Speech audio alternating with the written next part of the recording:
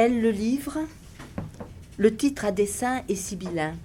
Il annonce, il prédit à la lettre et à plus d'un titre le mystère de la création à plus d'une. Tel sera mon propos, non pas percer quelques secrets, lequel dès lors n'en serait pas un, mais tenter de faire toucher l'impénétrable mystère de l'écriture du livre à plus d'une. Ce titre semble faire une phrase, mais il forme un syntagme, c'est-à-dire un arrangement de mots plutôt qu'une logique.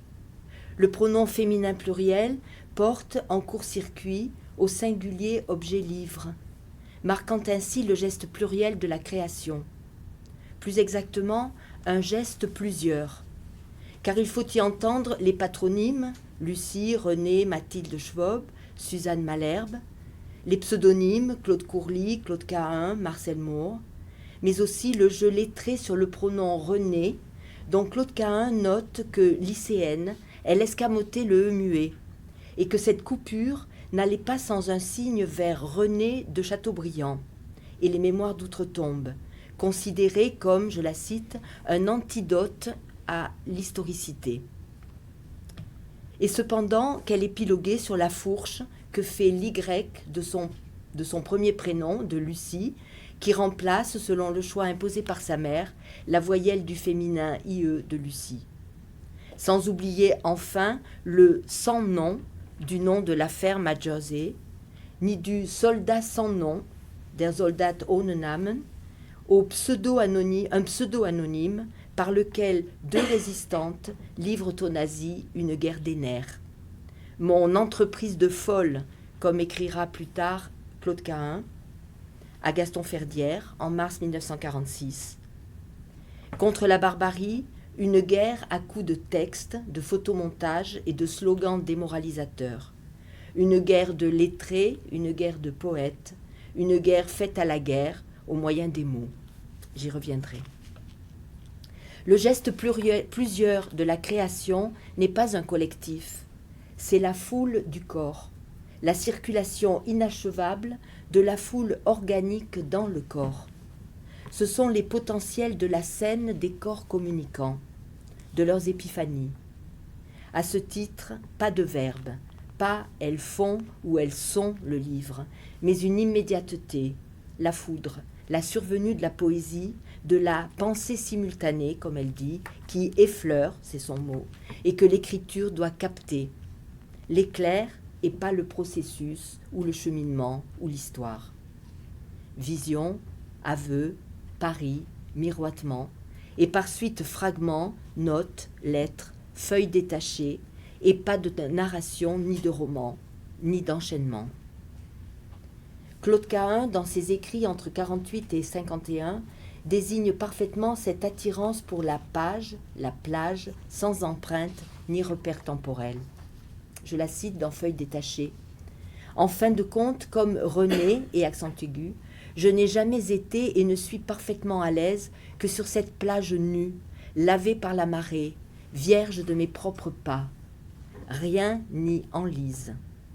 L'agissante pensée simultanée l'effleure, s'y dégage du temps, de toute apparence d'effort, car l'océan, sans plus marquer ni effacer ses traces que ne le fait un rêve, attire et contrôle ses gestes, déjà ceux d'un nageur. On est frappé par la résonance de ces affirmations avec le rapport de Claude Cahun à son corps, rapport que l'écrivain, mais aussi la photographe qu'elle est, n'auront de cesse d'explorer, tournant autour de cette énigme intérieure si retranchée qui constitue le seul sujet de l'écriture, littéraire, picturale, photographique, politique. Un sujet aune, sent. On sait combien Claude Cahun tient, tout entière si j'ose dire, tient, s'abstient à ce mot. Ainsi, ce rêve du rêve, ce rêve de l'agissante et effleurante pensée, du non-enlisement, de l'intemporel et de l'impondérable corps rêvé, on ne peut pas ne pas le rapprocher de certains passages d'aveux non avenus. Je cite ce fragment au complet. Circonscrire et surprendre le miracle, que la bouderie, le renoncement, le jeûne me servent à simplifier mes alentours. Je ferme les yeux pour délimiter l'orgie. Il y a trop de tout. Je me tais, je retiens mon haleine, je me couche en rond, j'abandonne mes bords, je me replie vers un centre imaginaire. Enfant déjà, je jouais ce jeu d'infirme. Ce sera plus facile à cloche-pied. Distribuer le gâteau en retranchant ma part. Si un cube n'entre pas dans ma construction, je le supprime. Un à un, je les retire tous. Ce n'est pas sans arrière-pensée. Je me fais raser les cheveux, arracher les dents, les seins, tout ce qui gêne ou impatiente mon regard, l'estomac, les ovaires, le cerveau conscient et enquisté. Quand je n'aurai plus qu'une carte en main, qu'un battement de cœur à noter, mais à la perfection, bien sûr, je gagnerai la partie. Ce morceau se conclut, outre-tombe, comme il se doit, par un post-mortem en forme de post-scriptum. Post-mortem, non, même alors, réduit à rien, je n'y comprendrai rien, pas davantage. Qui ne peut avaler le tout, n'en peut avaler le plus petit morceau. Il y va de l'étrange recherche d'un penser écrire comme nager, ce qui implique d'avancer dans un élément étranger, porté et soutenu par lui, mais aussi d'être perdu et de flotter, de faire des mouvements sans finalité autre que l'équilibre des forces d'attraction contraires. Penser comme nager est à l'opposé du pensum, du poids de la pensée, sa pesée, sa et ses lourdeurs. On aurait tort d'y voir le goût pour la philosophie, le concept, le symbole.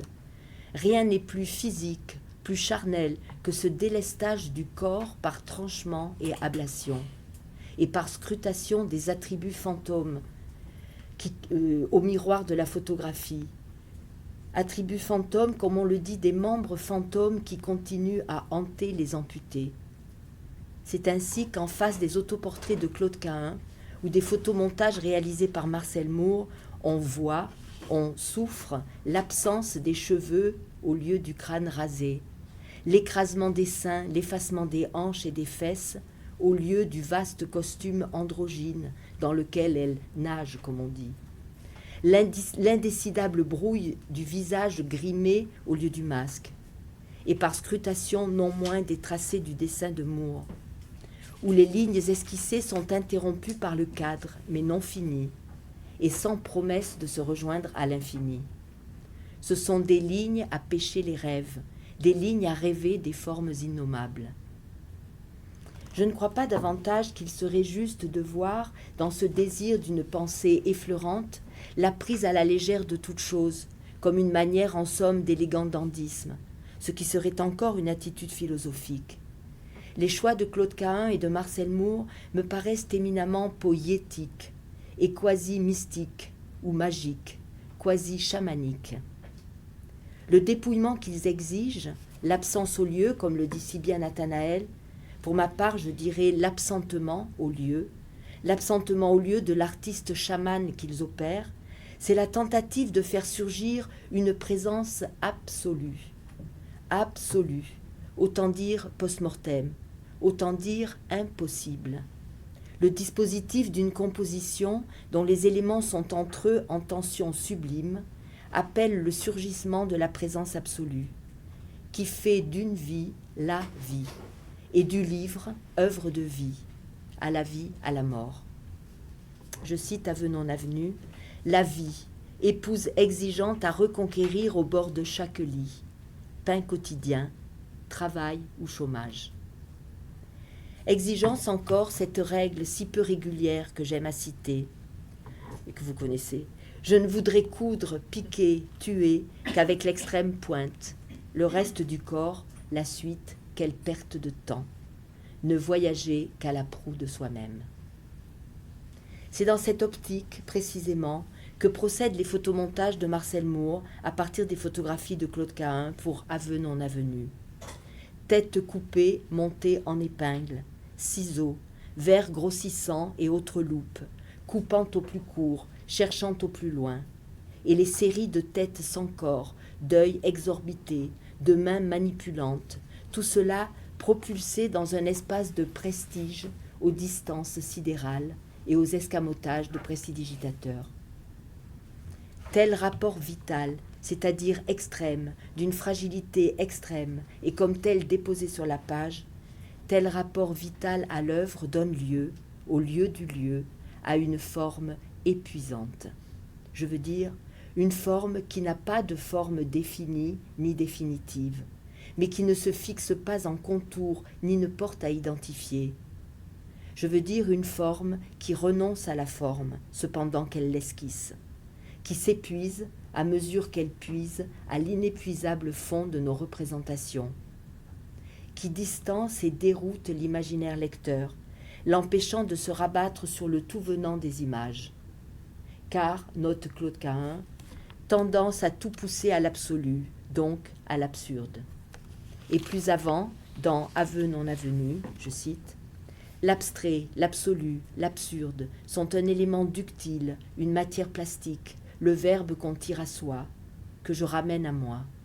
Alors, à l'aise, j'associe, dissocie et formule sans rire l'odieuse règle de ma collection d'exceptions. » Ici, absurde est à entendre dans son sens étymologique, discordant, hors du sens commun et de toute logique.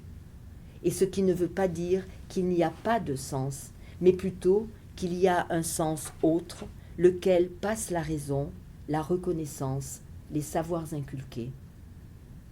Nathanaël, que je salue ici, qui est mon ami en vérité, dans la cérémonie du thé que nous buvons ensemble dès que les kilomètres entre nous s'effacent, et dans les lectures et l'écriture des textes que nous partageons de près et de loin, Nathanaël a écrit le livre que vous citiez tout à l'heure, qui s'intitule « L'absence au lieu », mais qui a pour sous-titre, c'est là-dessus que je m'arrête, « Claude Cahun et le livre inouvert ». Nathanaël a plus raison qu'elle ne croit lorsqu'elle parle des livres que lectrice, elle ouvre et elle ferme. Je suis encline à penser que Claude Cahun a voulu que le lecteur inouvre ses livres, en effet, et qu'elle a pour cela fait tout ce qu'il fallait. Non pas pour qu'il ne les ouvre pas, mais qu'il les ouvre et les survole, de texte en brèche, de brèche en faille, en blanc, en texte de nouveau. Que le lecteur, la lectrice, ait la liberté de l'aigle, un divin aplomb. Pour cela, Claude Cahun a écrit en effet en conséquence, elle se donne des règles, mais c'est pour l'écart qu'elle peut marquer. Et si elle pose des classes catégoriques, c'est pour déclasser aussitôt les choses et les êtres. Je la cite, « L'exception confirme la règle et l'infirme également. J'ai la manie de l'exception, je la vois plus grande que nature, je ne vois qu'elle. La règle ne m'intéresse qu'en fonction de ces déchets dont je fais ma pâture. Ainsi, je me déclasse exprès, tant pis pour moi. Si elle marque les genres, c'est pour brouiller les cartes. Si elle choisit un genre, c'est celui, le neutre, qui n'existe pas. Masculin, féminin, mais ça dépend des cas. Neutre est le seul genre qui me convienne toujours. S'il existait dans notre langue, on n'observerait pas ce flottement de ma pensée. Je serais pour de bon l'abeille ouvrière. D'où la prédilection pour les interruptions, les chutes, les apories, les télescopages, et par suite les textes brefs, les fragments détachés qui se donnent pour les déchets d'une insupportable logorée sociale. Ainsi, en une ligne et demie, cette débauche verbale, ce sont leurs messes tricolores. En 2 lignes, il y a des gens dont l'unique idéal est d'avoir une vie qui puisse être mise entre toutes les mains. Et cet art poétique en une strophe. Accommodement du poète avec son infirmité. S'aveugler pour mieux voir. Faire jaillir des étincelles en frappant sur les ténèbres. Frapper sur le silence assourdissant pour s'en faire un ami malléable. Frapper la syntaxe et le rythme et le verbe, un grand coup pour en tirer l'eau de mort. D'où aussi le choix des aphorismes qui surgissent comme météores, laissant entrevoir d'indicibles atteintes.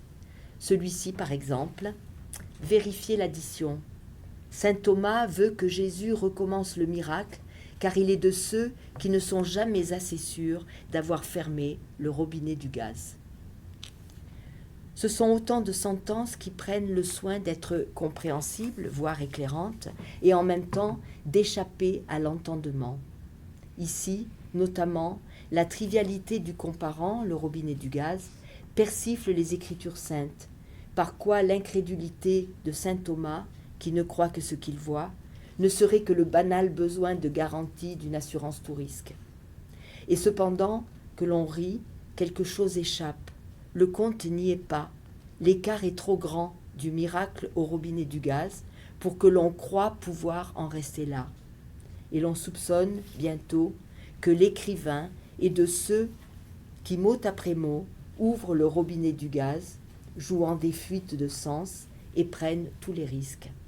Que la forme cryptée de son écriture nous enjoint, lecteurs, de refaire les comptes, vérifier l'addition, afin de prendre en compte le prix poétique à payer pour atteindre, d'un coup des livres, dirait Mallarmé, d'un coup de livre à la pensée. C'est le prix de l'énigme qui est le ressort de la création artistique chez Caïn et Moore. Les dernières feuilles détachées du scrapbook explicitent la position intenable, au plus grand péril, du poète acrobate et de tout artiste digne de ce nom qui est, pour elle, voué à l'épreuve du sphinx. Je cite. « Vivre, en parenthèse écrire, est pour moi cette impossible acrobatie de la poésie à l'historicité, en parenthèse de l'élan vertigineux à la planche mal assurée, du tremplin qui s'effondre au trapèze à cordes apparemment pourri, fermez la parenthèse, de la réponse du sphinx, parenthèse, ou et de la mienne, parenthèse, à l'énigme qu'il, parenthèse, et ou je nous propose. L'accent tonique ou dominante est sur la réponse, mais l'accent qui m'attire, ou sensible de la gamme, est sur l'énigme, d'énigme en énigme, indéchiffrée toujours. La phrase accidentée, tout en retrait de parenthèse, comme autant de mots dans le sens, fuit le sens, se rature et se reprend, déroute par la multiplication des alternatives, faisant ainsi ce qu'elle dit qu'elle fait, cependant qu'elle le fait, écrire l'énigme. En fait, est en jeu, dans leur art à elle, le désir de livrer le livre en personne.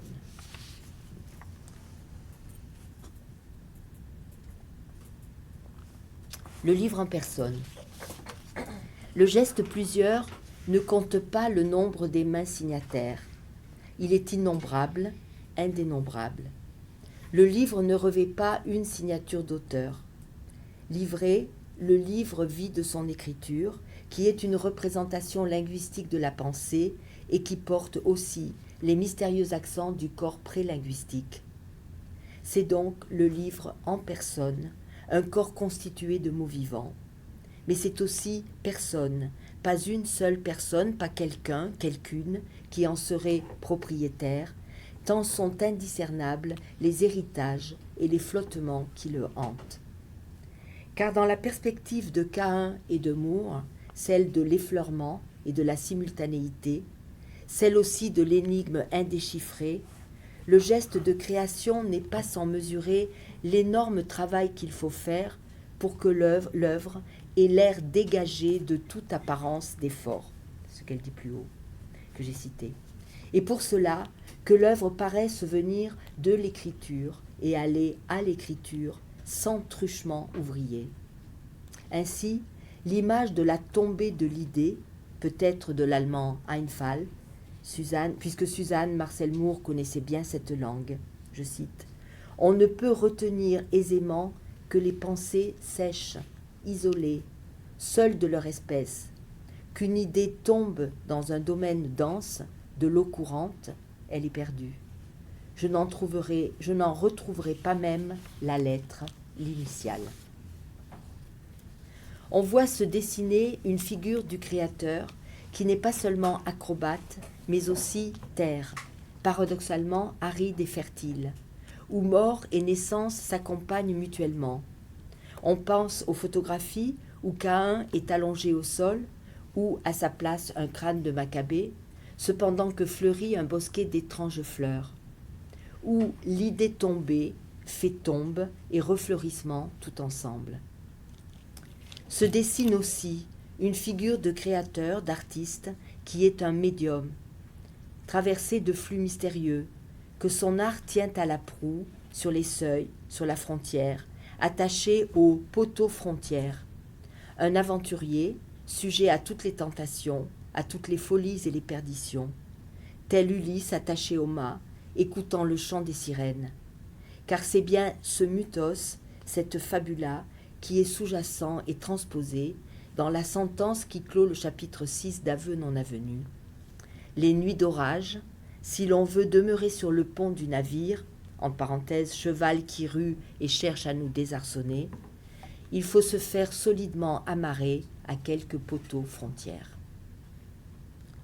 Si le livre en personne semble venir directement de l'ivresse des mots, c'est, beaucoup, du fait de ce dispositif de l'écart à la reconnaissance, où le recours aux citations suggérées, allusions, parodies, imitations, appelle un fond commun culturel qui nous parle immédiatement, mais qui est ici, aussitôt, passé à la moulinette de la mise en pièces textuelle et du photomontage. C'est donc, sous nos yeux, le livre de personnes qui se déplie, protéiforme.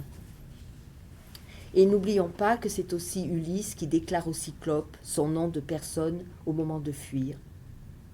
Et c'est aussi, d'une certaine façon, la photo de personne que travaille Claude Cahun. Cahun Moore ruse avec la culture, avec les biens culturels, avec les fonctions d'auteur et d'autorité. L'auteur personne est non identifiable, sans papier, sans assignation à résidence et sans domicile fixe. De multiples voix, des points de vue, des positions contradictoires brouillent les cartes. C'est la façon qu'elles ont de tenir le passage, car faire le passage à la lettre, dans les langues, les tracés, les images, c'est précisément ne pas passer, et c'est façon de tenir le secret aussi. Quelque chose d'une perfection inatteignable hante ainsi l'œuvre et fait œuvre.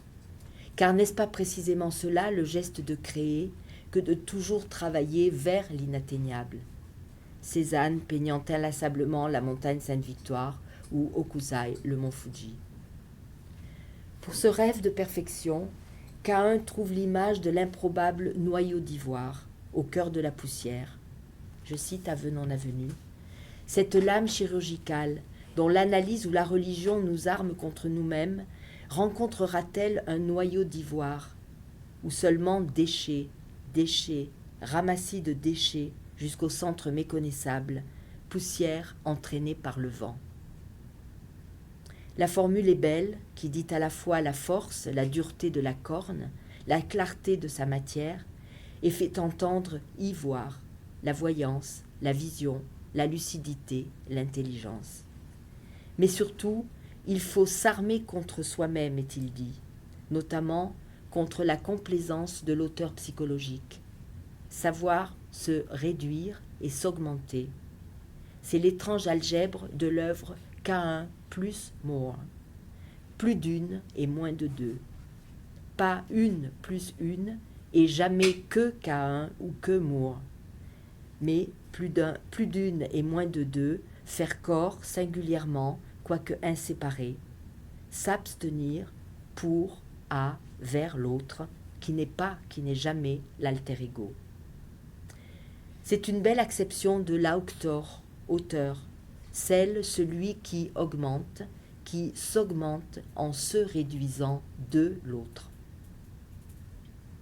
Il y a quelque chose qui me touche profondément dans ce couple d'artistes qui ne fait pas couple, ne fait pas la paire, car cette notion de couple ou de paire, c'est encore notre idéologie qui nous l'impose, ainsi que Derrida le montre bien dans La vérité en peinture, avec le tableau des souliers de Van Gogh. Pas couple donc, à mes yeux du moins, qu'un Moore, car c'est bien davantage, on l'aura compris, et c'est ce que j'essaie de montrer ici, c'est quelque chose donc qui me touche et qui est de l'ordre de la suspension du jugement entre elles, qui est comme une façon d'être entièrement et sans reste à l'œuvre. Je m'explique. Il s'agit de la dédicace de Vue et Vision, ouvrage dont les textes sont de Claude Cahun et les dessins de Marcel Moore. Lors d'une première publication, il y avait alors les seuls textes au Mercure de France de Claude Cahun, le 16 mai 1914, Claude Cahun avait alors pour pseudonyme Claude Courly. Cet écrit de jeunesse est repris en 1919 en volume aux éditions Cresse avec Marcel Moore, et voici la dédicace. À Marcel Moore, je te dédie ces proses puériles afin que l'ensemble du livre t'appartienne et qu'ainsi tes dessins nous fassent pardonner mon texte. Dans ce jeu subtil d'envoi, d'appartenance et de dessaisissement, et de pronoms personnels où se conjugue je, tu, nous, il faut d'abord relever, car les mots chez Cahun signifient en tous sens et pas seulement dans l'enchaînement syntaxique, relever donc ensemble le livre. Et puis la venue du nous, bien plus complexe qu'il n'y paraît à première vue, car nous n'est pas la simple addition je plus tu, mais dans la conjonction chiasmée je te mon, un double sens le charge et de pluriel et de singulier. Tes dessins, qu'ils nous fassent pardonner mon texte, ce qui peut s'entendre soit nous, sujets, nous pouvons d'un commun accord et mutuellement pardonner, accepter mon texte, c'est-à-dire grâce avec, auprès de l'autre, je m'accepte, je suspends mon propre tribunal, soit nous, attribut, on nous pardonne mon texte, et c'est alors la création, l'œuvre, qui est l'œuvre nous. Or, Pascal Quignard, dans son récent ouvrage Critique du jugement, où il engage à faire la critique de la critique et à méditer sur une critique du jugement, explicite la problématique ainsi. Je cite, « Si je juge, je suis deux. Or, le fond de l'aspiration à créer, la poussée au fond de l'aspiration à créer, c'est « je ne veux pas être deux ». Créer, c'est être à sa chose, c'est être un. L'opposition entre critique et créateur est radicale, totale, et dans cette opposition, écrire a toujours perdu. » Fin de citation. Et j'ajoute ce qu'il retient de l'évangile de Jean 7, 24, Nolite judicare, judicium judicate, ne jugez pas, jugez d'abord le jugement. Et dans Jean 8, 15, rapportant les paroles de Jésus, moi je ne juge personne, quand tu juges l'autre, il ne compte pas pour toi, et s'il compte à tes yeux, tu ne le juges plus. La dédicace amour, il me semble qu'elle dit cela. À deux, nous faisons un. Et nous sommes ainsi tout à notre chose, à l'ouvrage, à notre chose, le livre. Nous sommes, nous et, entièrement à la création, hors de la relation autodestructrice, je me juge, et hors de la relation de censure extérieure, les autres m'interdisent, qui empêche de créer, c'est-à-dire d'être dérangeant, insoumis, corrosif. Je reprends, elle, le livre.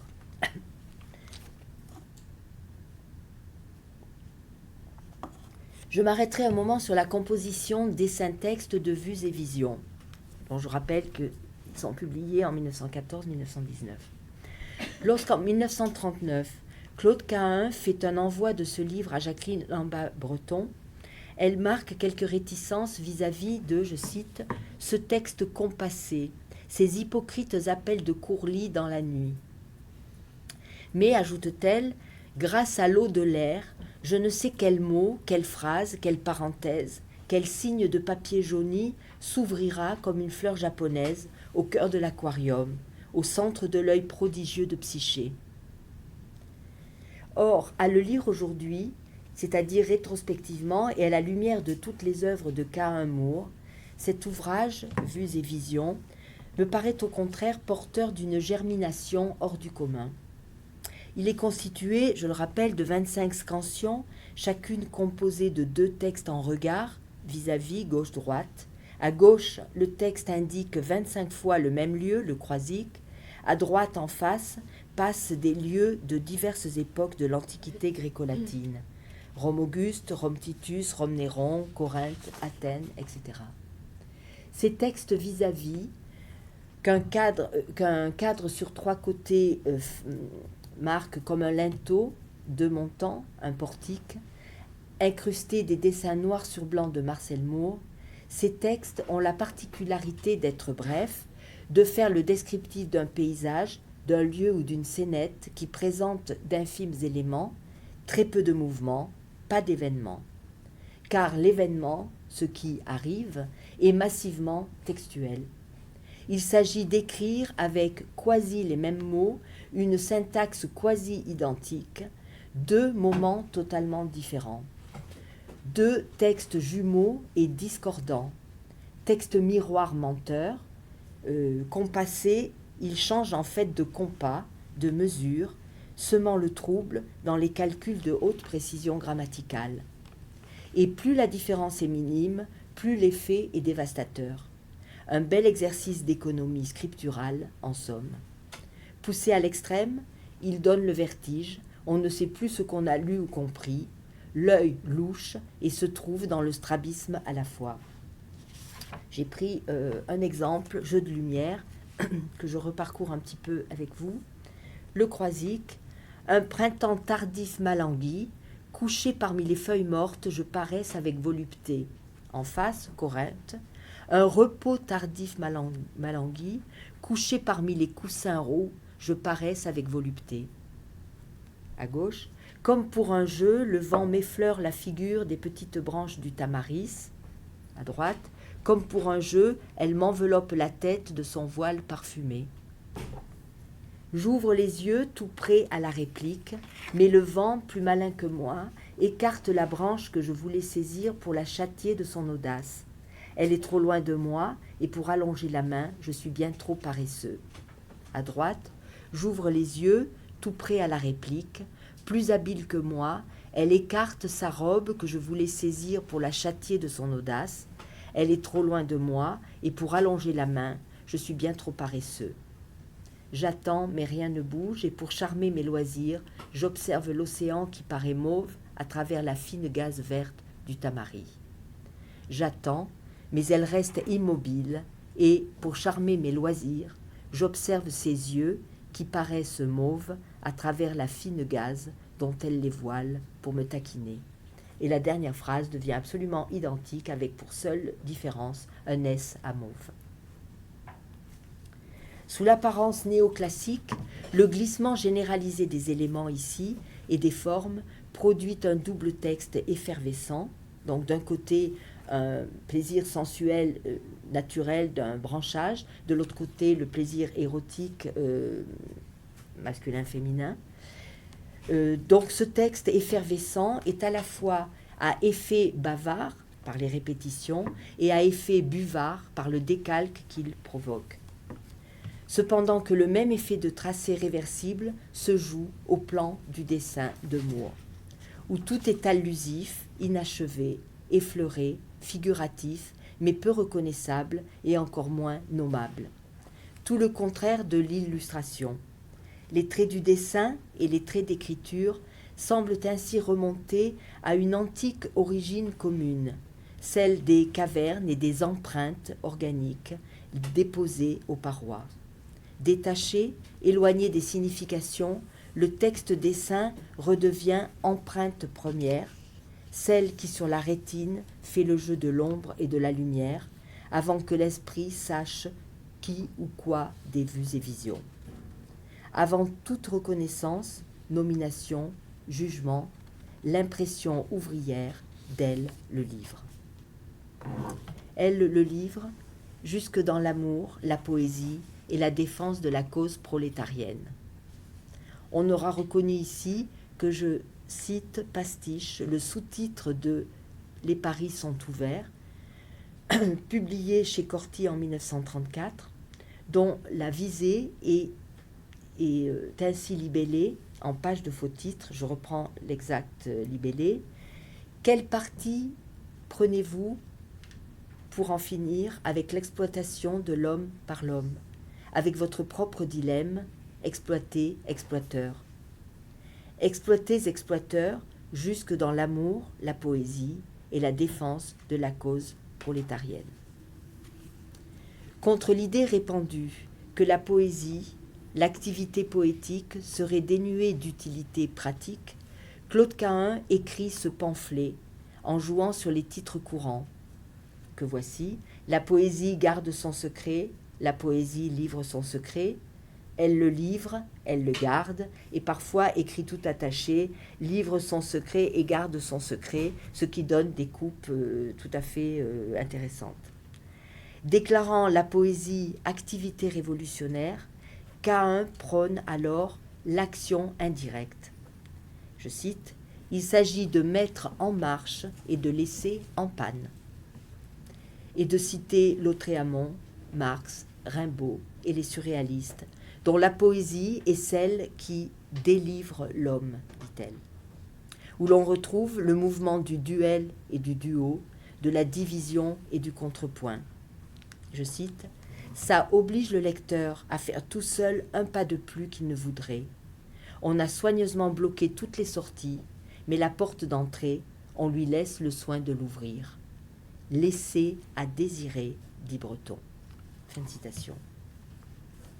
Leur foi en les ressources révolutionnaires de la poésie, Cahun et Moore auront bientôt à la mettre à l'épreuve de la réalité. Je vais revenir un peu pour finir sur leur activité de résistance poétique, politique, contre les nazis à Jersey. D'abord, pour souligner que Claude Cahun, contrairement aux affirmations que l'on trouve parfois ça et là, d'abandon de l'écriture au profit de la photographie, Claude Cahun, me semble-t-il, n'a jamais cessé d'écrire. Seulement, elle emploie une autre forme, celle de la lettre-récit et celle du journal, scrapbook, confidence au miroir, celle du travail journalier d'écrire. Car les lettres à Gaston Ferdière, lettres à Paul Lévy, lettres à Charles-Henri Barbier, et peut-être d'autres correspondances encore inaccessibles, comme celle avec Breton par exemple, ces lettres sont de véritables morceaux de littérature. Ensuite, il convient de souligner que c'est dans ces lettres-récits que Cahun évoque aussi Suzanne Marcel Moore, dans son caractère singulier et dans leur complicité. L'on découvre alors, non sans étonnement, que celle que l'on pensait dans l'ombre est la plus intransigeante, la plus intraitable, bien plus intraitable que Cahun, elle, au premier plan. Ainsi, à Gaston Ferdière, à l'occasion du récit de l'évacuation de Jersey et de ses habitants avant l'occupation nazie, on apprend que « Je savais combien eût été vain de vouloir faire fuir Suzanne. Ce n'est pas dans sa nature. » Plus loin, c'est la lucidité de Suzanne qui transparaît. Chaque fois que j'avais exprimé mon désir de bouger, Suzanne avait répondu raisonnablement « Tu ne peux servir à rien. Tu n'as aucune qualification. Tu te vois en infirmière? Tu te vois conduisant un camion? Tu ne serais dans tout cela qu'une charge, qu'un encombrement. » Plus loin encore, cette citation, Suzanne est plus indifférente, mais plus volontiers insociable envers tous. Lors de l'occupation possible de la maison, Claude Cahun est prête à transiger, en tablant sur une froideur et une stricte politesse à l'égard de l'occupant. « Mais Suzanne, dit-elle, et c'est l'occasion d'un très beau portrait de l'autre, en figure de l'absolu jusqu'au sacrifice. Suzanne serait-elle comme le noyau d'ivoire? Je cite. « Mais Suzanne, ne risque-t-elle pas d'avoir une attitude d'une intransigeance telle que tout sera sacrifié aussitôt pour rien, pour une peccadille matérielle qui ne mériterait qu'une protestation ferme ou une insulte verbale qu'il faudrait se borner à mépriser en attendant mieux. Parler à Suzanne de diplomatie, de ruse, c'était me rabaisser à ses yeux. » Fin de citation. Et chaque fois, c'est moins de deux et plus d'une, car il n'y a de décision, d'action, d'œuvre qu'ensemble et après négociation. Quant à l'entraînement au tir au pistolet, par exemple, et l'on apprend que Suzanne s'est chargée, elle s'est tirée, mais pas Claude, il se termine dans l'harmonie d'une charmante promenade grâce à Suzanne, promenade fleurie au milieu des églantines naines, des masses de bruyère et des aubépines roses. Fin de citation. Reste que c'est en toute poésie qu'elles risquent leur vie, incarcérées, condamnées à mort. L'action de résistance consiste à démoraliser les soldats allemands à coups de poèmes et de textes. Claude rédige des bulletins de nouvelles en anglais, des manifestes, des slogans, de courts dialogues entre soldats en français. Suzanne traduit le tout en allemand. Ou bien encore, elles exécutent sur rouleau de papier hygiénique des dessins typographiques. Ainsi, l'un d'eux représentait, je cite, avec une simplicité enfantine, la route du soldat jonchée de tombées, bordée de croix et ne menant nulle part. Incarcérée et condamnée à mort, Suzanne est trop fière pour signer son recours en grâce. Et Claude, qui sait qu'elle sera objet de son mépris si elle cède et si elle signe, y renonce également. C'est dans la lettre à Lévi. Il y a un mot, finalement, pour dire ce qui est au fondement de la vie de la création d'Elle, le livre. Un mot que l'on n'emploie guère à leur égard, le mot amour.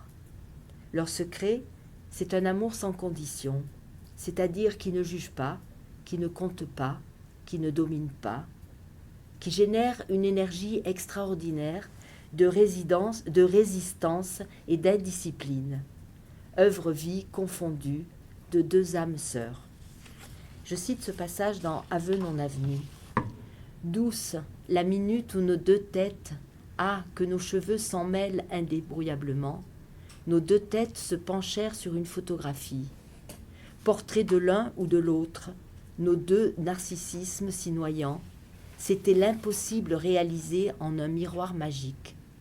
L'échange, la superposition, la fusion des désirs, l'unité de l'image obtenue par l'amitié étroite des deux corps, au besoin qu'ils envoient leurs âmes au diable.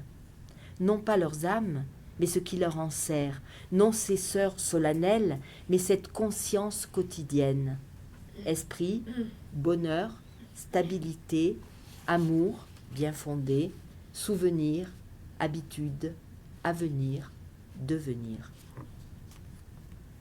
Cette énergie amoureuse a la capacité de ne pas oublier que les mots, c'est la chair du monde. Ne pas oublier que, je cite, le moindre d'entre nous est acteur isolé du sol par le cothurne historique. Ne pas oublier qu'on partage un manque de confiance en soi. Je cite, de confiance spontanée sans discussion. Elles auront passé la vie de l'œuvre et la vie de la vie à la discussion, à la recherche de la forme miracle qui ferait venir la beauté du monde. Et dans cette marche quotidienne, à la vie, à la mort, il est émouvant de constater sur les photos de Jersey que Claude Cahun et Marcel Moore ont fini par physiquement se ressembler au miroir de l'œuvre. Tout au travail de créer, c'est-à-dire, comme l'écrit Pascal Quignard, de se perdre dans leurs nuages gris ou noirs, leurs brumes, leurs souffles, leur ombre, leurs choses, leurs rêves, leur invisibilité. Elle, le livre, appelle cela exister autrement. Je vous remercie.